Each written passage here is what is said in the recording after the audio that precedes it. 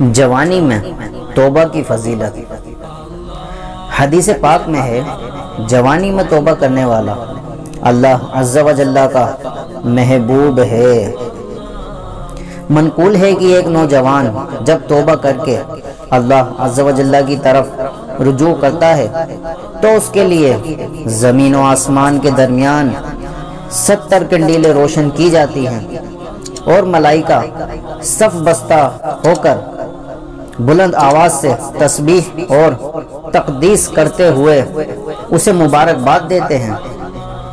ابلیس لعین سن کر کہتا ہے، کیا خبر ہے؟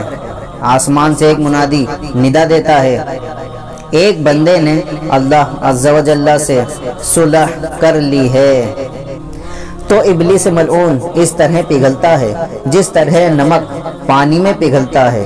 حضور نبی پاک صلی اللہ تعالی علیہ وسلم نے ارشاد فرمایا، التائب من الذنب کمن لا ذنب لہ، یعنی گناہ سے توبہ کرنے والا ایسا ہے جیسے اس نے کوئی گناہ نہیں کیا۔